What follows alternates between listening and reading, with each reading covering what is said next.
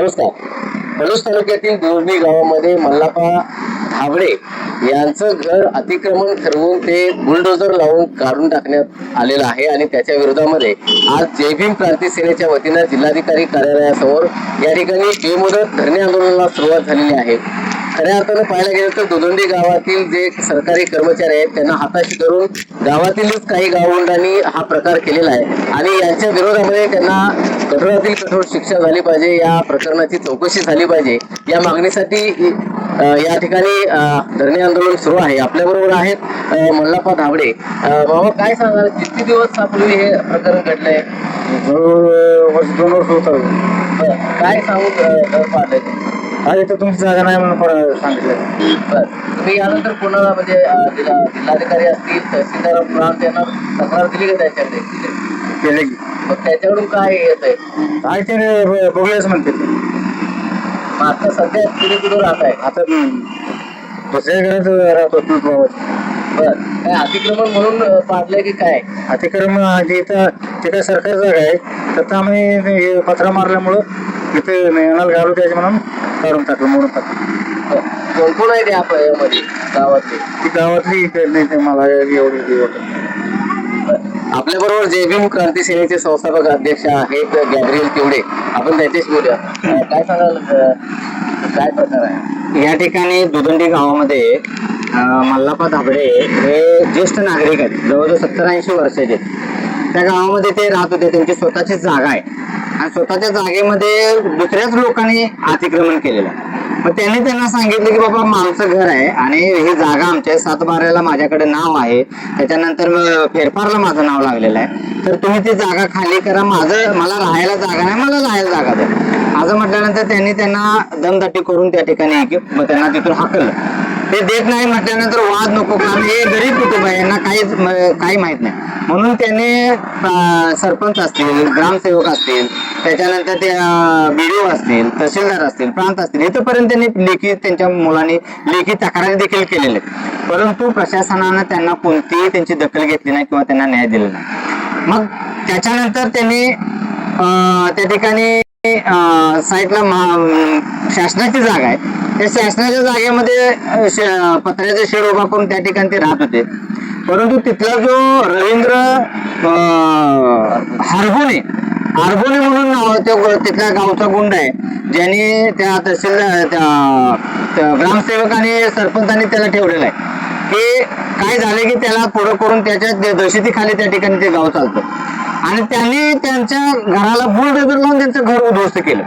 ज्या घरामध्ये त्यांचा छोटा मोठा संसार होता, त्यामध्ये महापुरुषांचे फोटो होते, डॉक्टर बाबासाहेब आंबेडकर असतील, रविदासांचे असतील, अण्णाभाऊंचे फोटो असतील, हे सगळे त्या ठिकाणी त्यांचं घरच उद्ध्वस्त केलं.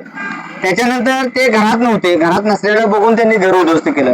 त्याच्यानंतर ते मुलगी आली शाळेहून तिथं, त्यानंतर त्या मुलगीनं म्हटले काय करायला आलाय आज म्हटल्यानंतर तिला देखील त्यांनी तिच्या अंगावर जाणं, मारहाण करणं, तिला घरात नाही तिच्या केसाला धरून बाहेर रिस्कावून लावणं, म्हणजे ते असे सगळे व्हिडिओ त्यांच्याकडे आहेत.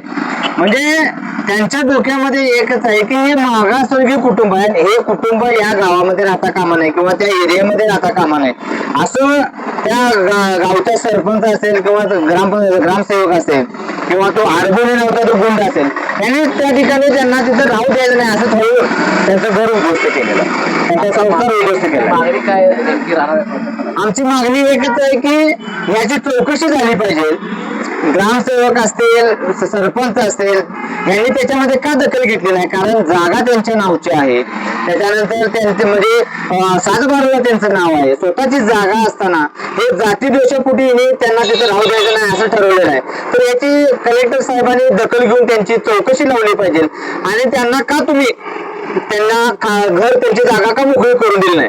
आणि जर त्यांची जागा तिथं आहे तर दुसऱ्यांनी घर बांधून राहिलेलं आहे, तर त्यांनी त्या शासनाच्या जागेत दुसरीकडे त्यांनी घर उभा केला, संसार उभा केलेला होता, त्याचं घर पाडण्याचा अधिकार त्या आरबोनेला कुणी दिला? त्याच्यावर का कारवाई केली नाही? जर स्वतःची जागा असताना ते अतिक्रमण तुम्ही काढू शकला नाही, शासनाच्या जागेत घर बांधायला त्या आरबोनेला तुम्ही सुपारी दिली का? याची पण चौकशी झाली पाहिजे. म्हणून या ठिकाणी आज आम्ही आंदोलनाला बसलोय. यामध्ये जेवढे सहकार ज्यांनी याच्यामध्ये त्यांना न्याय देण्यासाठी अपयशी ठरलेले आहेत त्या सर्वांच्या वरती कारवाई झाली पाहिजे. नक्कीच या निमित्तानं मल्लाप्पा धाबळे यांचे चिरंजीवही या ठिकाणी उपस्थित आहेत. आपण त्यांच्याशी काय नक्की घडलं होतं प्रकार त्या दिवशी? प्रकार त्या दिवशी मी मुलगी आणि वडील आणि मंडळी घरी होते. मग मला फोन आला पोलीस स्टेशन मधून, तुम्ही गाड्यांमध्ये अतिक्रमण केलंय, तुम्ही घर बांधलंय.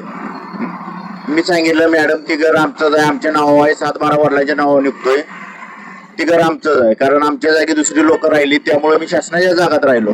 मग ते आरबोनी म्हणला ही जागा आमची आहे. मग माझ्याकडे त्याचा पुरावा आहे, त्या जागेजवळ नकाशे आहे, 7-12 आहे, सगळं माझ्या नकाशे आहे. मग ते वडिलांच्या नाव असल्यामुळे ते इतर आहे नाही. मग संध्याकाळी बाहेर गेले त्यांनी JCB वगैरे लावून पाडून दिलं, तू इतर यायचं नाही, तुझी जागा नाही, तू बाहेरनं जागा यायलायस, आमचं दादागिरी करायला लागलाय काय आरबोनी असा म्हणला.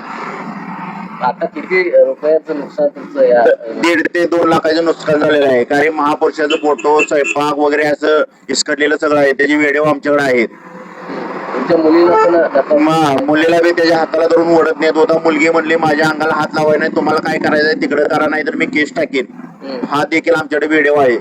जरी सगळी नुकसानी भरपाई जागा देत नसेल तर 15 ऑगस्ट रोजी कलेक्टर ऑफिस समोर आंदोलन चालू आहे. इथं आम्ही आत्मदहनाचा इशारा केलाय.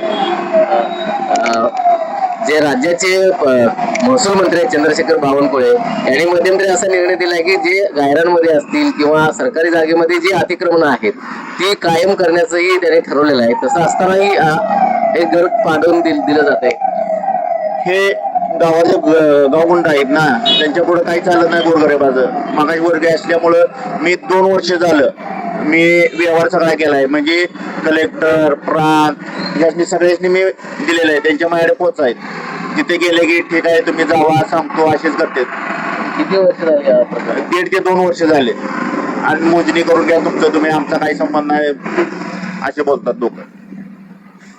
नक्कीच या निमित्तानं पलूस तालुक्यातील दुगंडीमध्ये हा खरं तर खळबळजनक प्रकार म्हणायला हरकत नाही. कारण जे सरपंच आहेत, जे ग्रामसेवक आहेत, जे तलाठी आहेत यांच्याकडूनच अशा तऱ्हेनं जर मागासवर्गीय लोकांच्या वरती अन्याय होत असेल आणि गावगुंडांना हाताशी धरून अशा तऱ्हेचा अन्याय जर एखाद्या कुटुंबावर जाणून बुजून केला जात असेल तर याकडे प्रशासनानं असेल, मुख्यमंत्री असतील, उपमुख्यमंत्री असतील, महसूल मंत्री असतील यांनी ताबडतोब लक्ष देणं गरजेचं आहे. कारण हा प्रकार फक्त एका घरापुरता मर्यादित नसतो, कारण त्या जातीशी संबंधित येतो. या जातीचे लोक आमच्यामध्ये गावामध्ये नको आहेत अशा तऱ्हेची भूमिकाही इथल्या काही गावकऱ्यांनी व्यक्त केलेली आहे आणि त्यामुळे त्यांचं घर अतिक्रमण ठरवून काढण्यात आलेलं आहे. चंद्रशेखर बावनकुळे यांनी गेल्या काही महिन्यांपूर्वी असा आदेश दिलेला आहे की गायरांमध्ये असतील किंवा सरकारी जागेमध्ये जी अतिक्रमण झालेली आहेत अनेक वर्षांपासून ती कायम करण्याचा निर्णयही त्यांनी घेतलेला आहे. असं असतानाही अशा तऱ्हेनं एका मागासवर्गीय कुटुंबाचं संसार उद्ध्वस्त करणं कितपत योग्य आहे याचा विचार या शासनानं करणं गरजेचं आहे. या सर्व मागण्यांकडे शासनानं, प्रशासनानं लक्ष देणं गरजेचं आहे. नाहीतर येत्या 15 ऑगस्ट रोजी जिल्हाधिकारी कार्यालयासमोर आत्मदहन करण्याचा इशाराही धाबळे कुटुंबियाच्या वतीनं देण्यात आला. मोहन राजमणे, नवराष्ट्र न्यूज, सांगली.